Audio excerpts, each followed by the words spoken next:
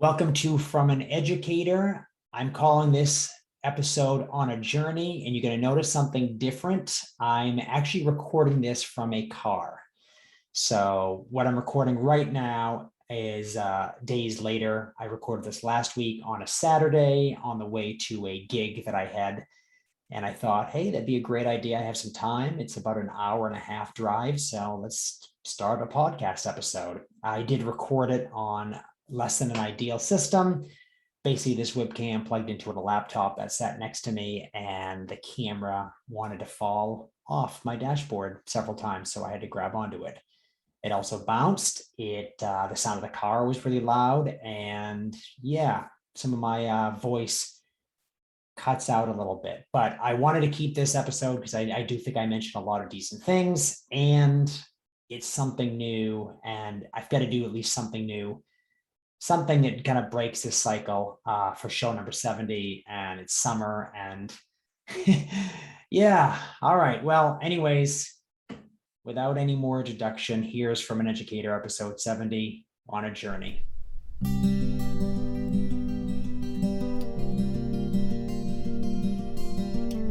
So, welcome to From an Educator. I'm Mr. James, an educator, also a freelance musician, and currently I am driving to a gig,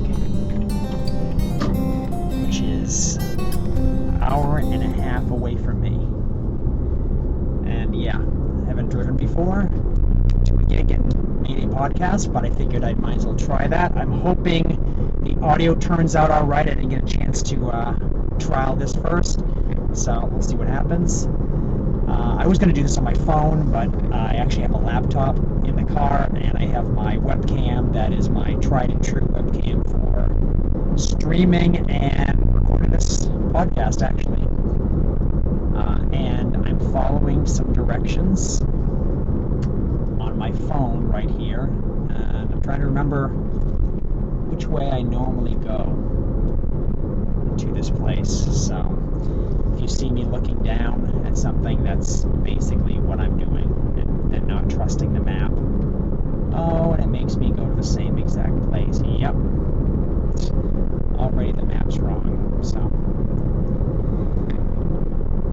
So here's the thing about today's podcast. I don't have slides. You're just going to look at me. You're going to see some scenery.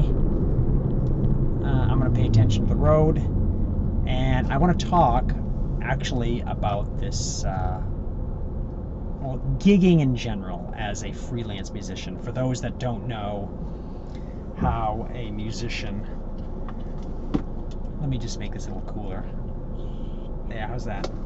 For how a musician actually makes money.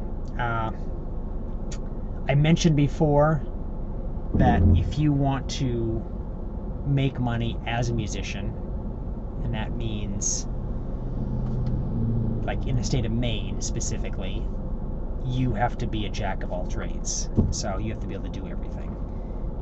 Which means if you have to play a certain instrument, maybe it's not your forte, maybe it's something that you didn't want to play, but there's a need for it, you play that instrument. You might even become known for that instrument, and that happened to me several times, being pigeonholed as a certain instrument, but you're making money, so does that matter? I mean, your musicianship can come through no matter what you're playing. If I play the guitar for most of my life, and then I have to play the flute, I'm going to play the flute with the mind of a guitar player. So, which means I might want to add in things that flute players who start off with the flute normally wouldn't add in, which would mean I might want to play some lower notes to outline chord changes. I might want to play fast little flourishes that I would consider to be licks, like I normally play on the guitar. You know, I might play phrases, which is like little tiny musical segments that I would have played on guitar, and I will try them out on the flute. So it's just total different mindset, how you can do things like that, but it works out. And it doesn't really matter what you do, it matters that you can do what you do, if that makes any sense. So in this state, if you want to make any money, you have to be a multi-instrumentalist. You also have to be accepting of the fact that you might have to play in so many different venues, in different contexts. I mean, I've played in churches, many different churches, and I don't regularly go to a church, or subscribe to a religion. Whatever, it's a gig. I've done certain things where I have to play for, parties, gatherings, social gatherings. Some things I didn't even know what I was playing for. I didn't even know what anything was about, but I was just there to play and make money, and it didn't really matter. I made a joke one time, well, I just thought it was funny, that I'd be playing at a church service, and I was just there. I didn't even have the music in front of me. And if I did have the music in front of me, normally I would read the music and I would try to, outline everything. But if they had like an organ or a keyboard player, that person would be playing most of all that stuff.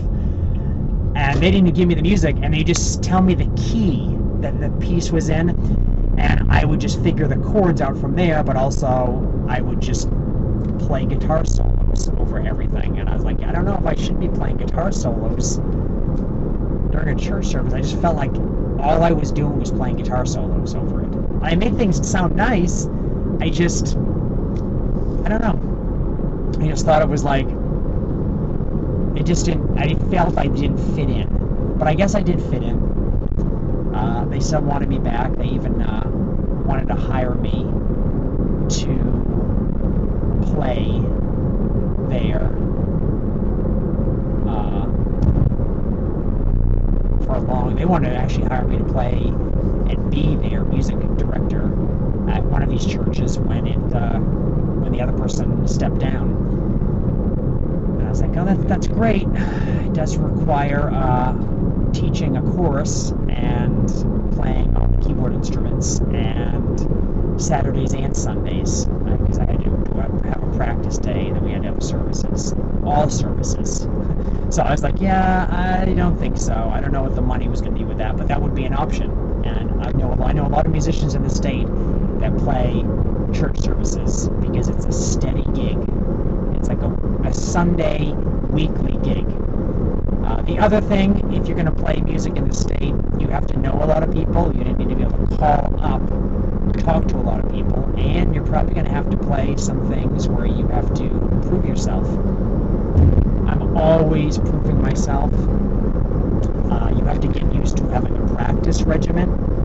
So when you're practicing, figuring out how to learn something as quickly as possible, and how to make notes for yourself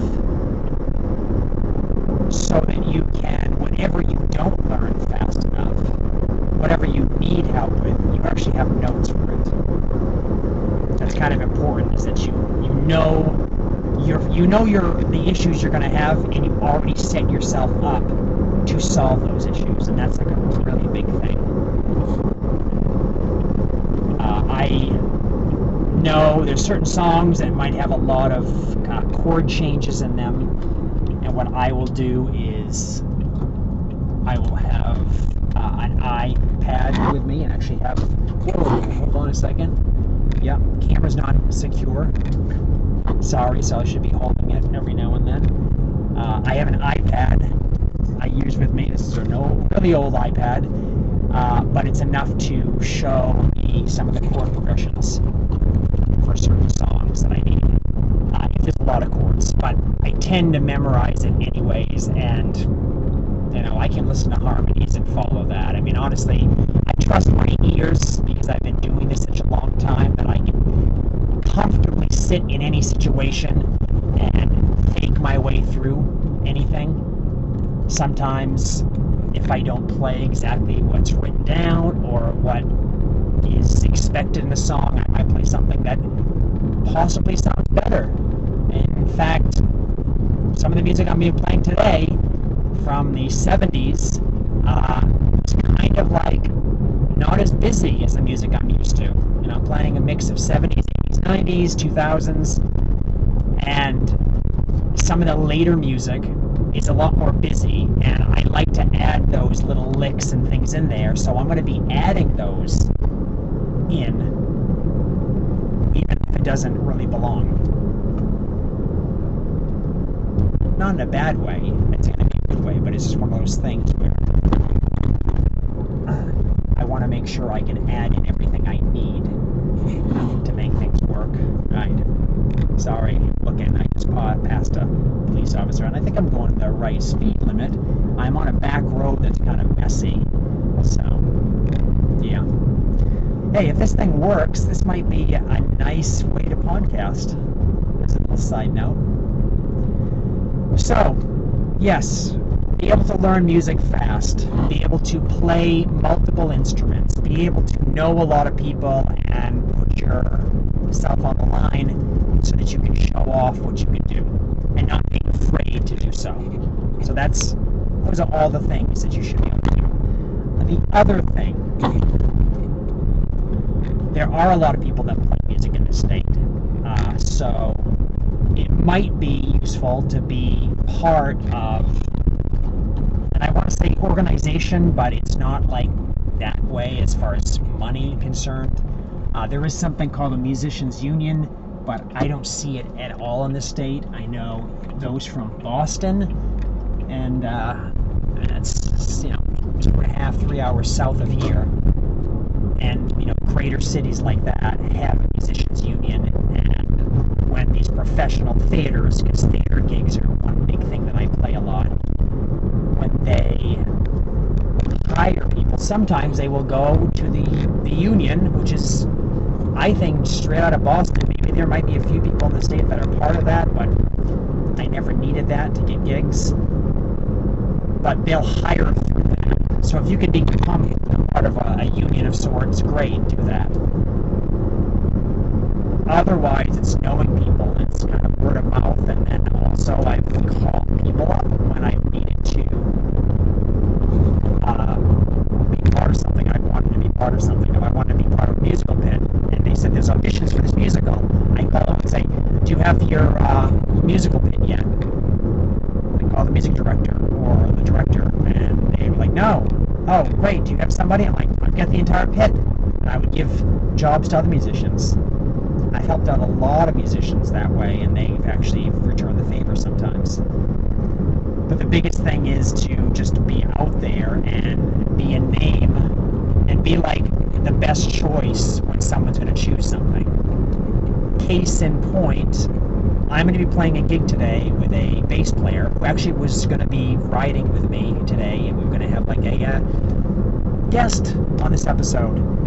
And they're going someplace with their family. Instead, they're going to be camping, I guess, at the same time. But we were going to be, this person plays the bass.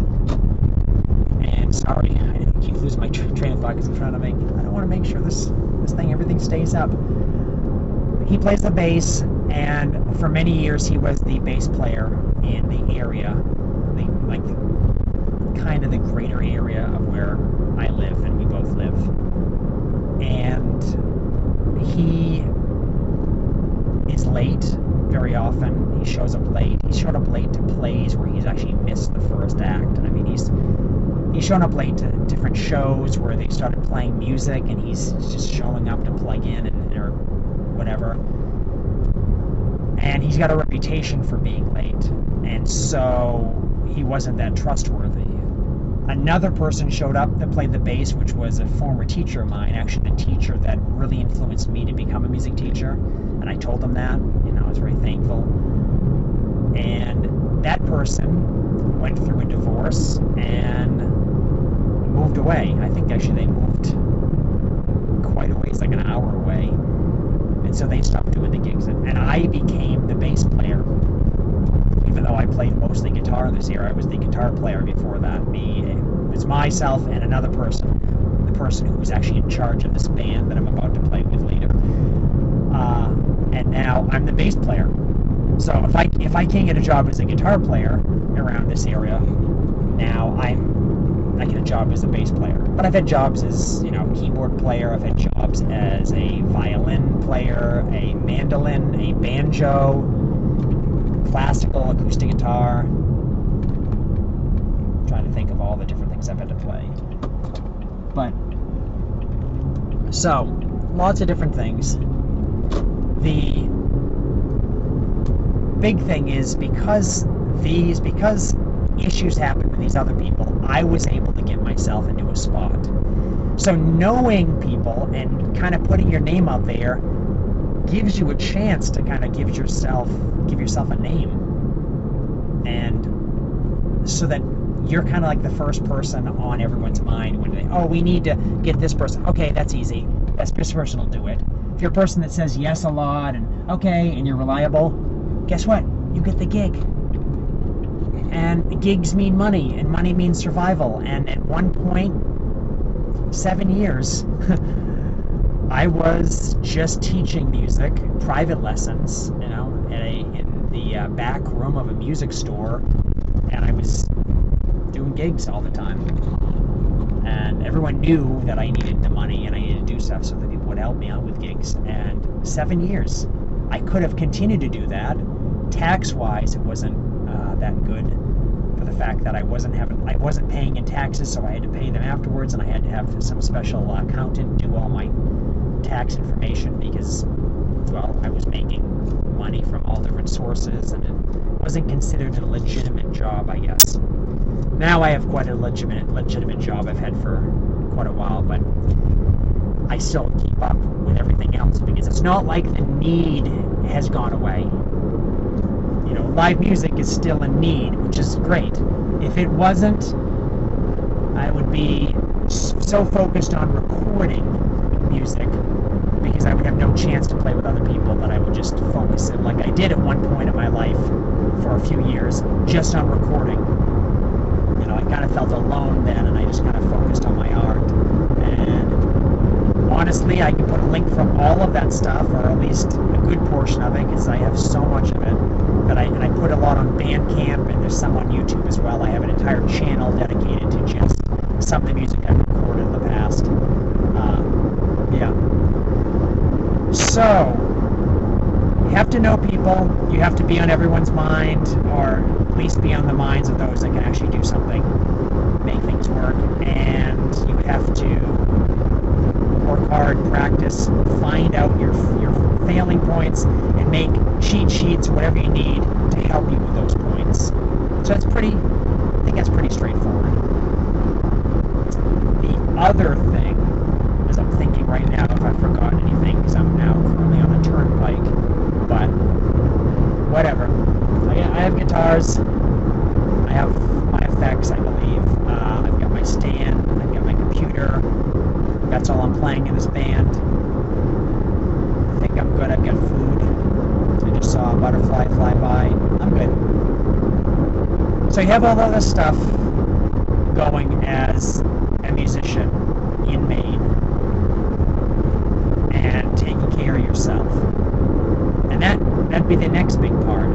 Aside from the fact that you've got all this talent and skill and you can get yourself worked in everything, you'll probably find that you're still not busy all the time and you have room to expand. And I would suggest exploring different genres of music, maybe making some side projects, making some bands.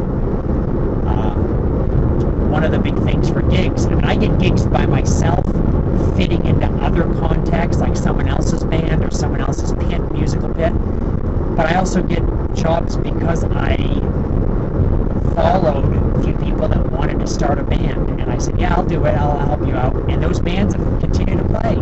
The band today has been playing for around 10 years. Another band that I play with that I'm still getting, the previous weekend when I mentioned all the gigs in the last episode of this podcast, yeah, that band's been around for 10 years. Well, that specific iteration has been around for like 2.5 years, but I've been with the main person for 10 years, and we continue to get gigs. And yeah, if they're working harder than I am about getting gigs. I'm not calling places up trying to see if they need live music. I'm part of these projects and these organizations, these groups, bands that are getting me gigs. So if you work hard and you get yourself out there and you're known for many different things, and you can just kind of work your way into stuff. It also doesn't hurt to be in shape, eat properly so you can not have any issues with your performance just because of your body functioning improperly, and being part of other things, like other ventures that you might find interesting. Like I dance ballet.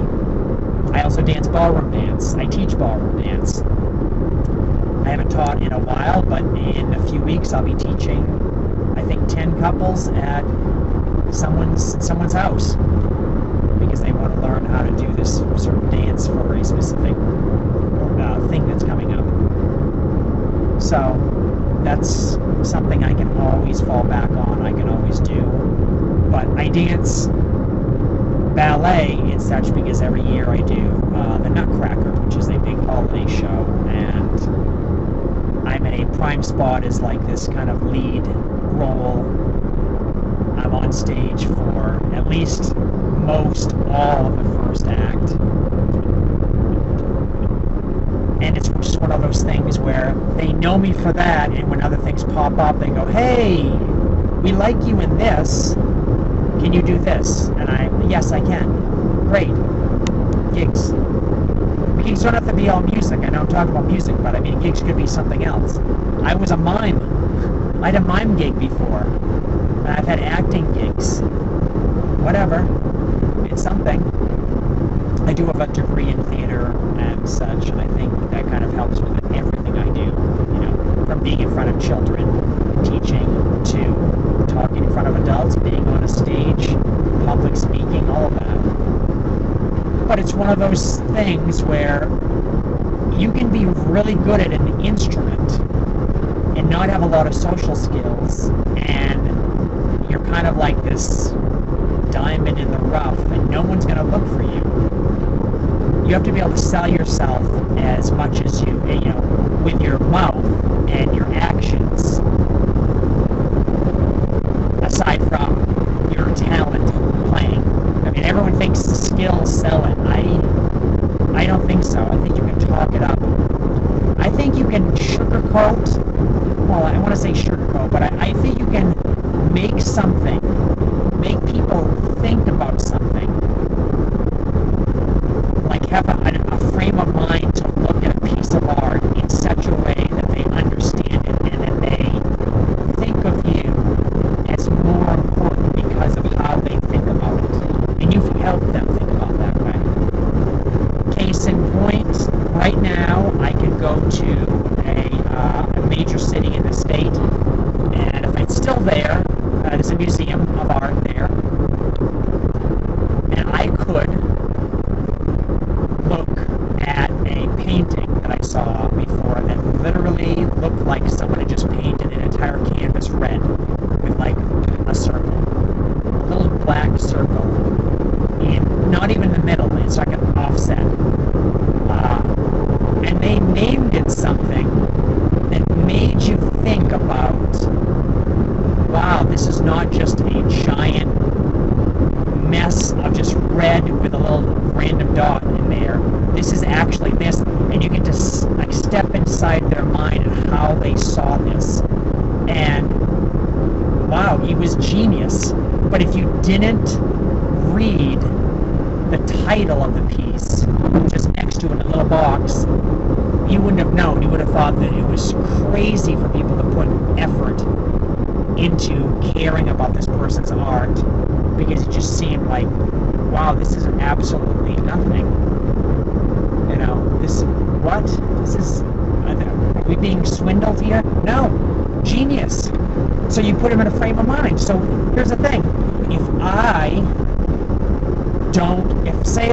I don't consider myself a master of a certain instrument, but I've got a gimmick on it, and I've got things I can play pretty well, but if I put somebody in the context of what I'm playing and saying how important it is, then whatever I convey for art is good enough. it's going to make them think about it. We do the same thing when we have children who are new to playing an instrument perform, especially when they talk about it ahead of time. And they mention this is a piece of music and it came from this person, and here's a cool little fact about this composer, and I practice this, and I'm not so good at that.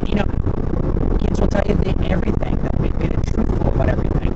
And that puts a framework, a story with the art, and it makes it seem so much better. So it doesn't need to be this amazing virtuosic piece of music that you can barely play and you don't talk about. You can talk something up. And a lot of bands do this. They do this with artwork as well. I mean, honestly, how do you measure how decent a musician is?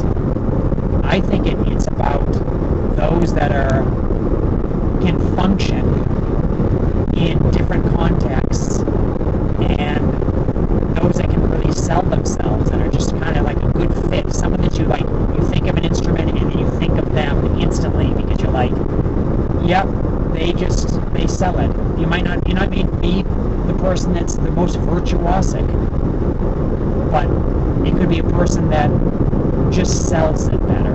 And that's probably my last major point.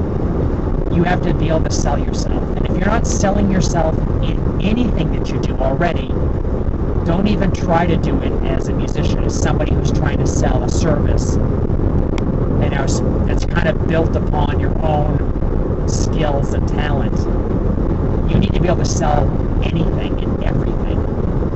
And that could be how you dress, that could be how you conduct yourself, how you talk. You have to know how to talk around certain people, when not to talk, how to listen, how to be that person who's kind of like accepting and willing to do whatever someone needs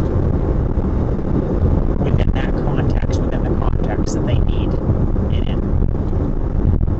Like, as another little example I give, I play weddings, and one of the things I do with weddings is sometimes I have to be the leader, sometimes I'm not. I have a lot of weddings with the band I'm playing with today where I'm not the leader, which means I don't have to think about a lot of things. It's just I come in, plug in, and play. But as a leader, I have to think about the contract, I have to think about what they need me to do when I'm running around, how I'm dressing, how those that are working under me are dressing. It's a lot of effort to kind of get things in together, but I'm always looking in every step of the way, like, how am I going to dress this person? How am I going to do this certain part? Who should I be meeting with, like a wedding planner and stuff? And it's kind of how you convey yourself. I have to sell myself at every moment. That could be the first wedding out of a number of weddings for years because someone liked working with me so well. Realize that when you do a wedding, yes, there are people getting married and it's a one-time thing. Possibly you're never going to see them again. But they're working with wedding planners and photographers and caterers and all these other things that's what these people do as a job. So they do these things as a job, and they're going to probably see you again. And if they want to see you again, they might make suggestions to those for the gigs they get. So everyone sort of helps each other out. I take cards from people that, photographers and stuff like that. They call it networking, and so that I can offer their services to somebody I might get a gig, and they take my cards. And making cards seems like an old school thing, right? It's digital now, no one needs cards. I still make cards. You can get them pretty much free and spend a little bit of money for shipping and stuff at vistaprint.com. I'm sure there's other services too, but make something that's catchy and something people can notice, because cards is just kind of like putting your name on someone's lips, if that makes any sense. So, I don't want this episode to go too long today. I guess I'm still driving. I've still got an hour to go. But luckily that puts me right at this time that I need to be there. The whole band, and this is a little thing about today, the whole band is not to get there at the same time as the leader and the sound person. This is a place we're playing it's kind of a festival today, kind of, because it really is, somebody owns a house on a lake and has a big backyard that, with the lake, and they open up like a party to all their neighbors, and I think they send flyers around or whatever, emails and such, and once a year they get a lot of people together, and they've had our band, who started off with them. I don't know how the leader knows them at all, but I guess I could probably find out later. And we set up and we bring all this equipment, and we sometimes have an open mic. I guess they're doing that tonight. And we have another band that is there that uses our equipment, which has kind of been a bone of contention since the beginning. And we play, and they've called this, they've made up a festival name for this, but really it's just a bunch of people that from a lake that in New Hampshire. So the leader's getting there first, and this is the first year I believe they're going to get us. We have our sound person, and a sound person is someone who basically runs all the levels. So if you have 9 people in a band, and sometimes up to 20 or so, like different channels, which means I plug my guitar in. My guitar has got 2 channels, but also a third one, because it sounds like an acoustic guitar as well, which is a separate little thing. I've got a microphone as well. Sometimes I have a keyboard that's another channel or 2 channels, so already that's like 5 for me. Each person's got, a microphone and something to plug their instrument in, at least. And we need somebody to work those levels, because sometimes you plug in and it's just all of a sudden it's too loud. Maybe in the song, and maybe someone's not singing loud enough, and you turn their volume up. You can sometimes set up everybody and set up the giant speakers, they call them Maines, and play music, and things seem to sound all right. But when you're behind the speaker, it's not the same thing as the audience hears in front of the speaker. And that's why you basically need a sound person for the house or the main speakers. So it doesn't matter what you hear so much as what they hear. As long as they get a decent product, that's great. Now, at the same time, if we were lucky, we could have a special sound person. This person kind of doubles as that, but a person that is just for the mixes on stage, because if a musician doesn't hear themselves, that's horrible. You really want to be able to hear yourself. And I always have problems with that, and I'm going to have problems today with it, I guarantee, because I'm using a piece of technology that somebody else purchased that makes whatever I play sound like a tin can. Now, the mains, my sound coming out of the main speakers sounds great, according to what I've heard. But when I sound horrible, I play differently. When what I sound like doesn't carry over, there's not enough sustain, and all these other little issues, I play differently. And I'm hoping that doesn't happen today. But when I'm usually playing, I have these headphones in, and I take one of them out so I can hear, hopefully, what the audience hears. This is outside, so it doesn't have a lot of things to bounce off of. But then I play based upon that, and I can also hear in the other headphones. So we'll see. But the sound person and the lead person are showing up today at 11, and I'm supposed to be there at 12:30. It's currently 11:21, so I'm doing well. So hopefully this is an eye-opening, ear-opening experience for those listening to this. This is me on the road. This is me driving. This is an interesting format. I kind of like this. Maybe you could try this out. If I get a different setup that I can just easily plug in and record with. And I think I can do that very soon. So thank you for being part of this process. Thank you for being part of us. If you've been here since the beginning, this is the 70th show. Wow, thank you so much. I hope some of this information helps you out. I am an educator, and I'm getting educated all the time through certain processes, and I'm educated as much as I can each day. I'm trying to educate myself. In fact, I've got a book right here I get to finish today, which is great. One of the things a lot of people don't realize is being able to read while you are in between, like playing at a gig, it's a great time when people are focused on other things and you actually get some peace and quiet. No one's bugging you. And I've read more books playing in plays than I think I've ever had, like being able to sit down by myself. So can't wait to finish this book. I said something that's overdue with the library. I want to finish it today, so hopefully get it done. And yeah, please take care and keep your eyes on the road, like I should be doing right now as I'm trying to exit this thing.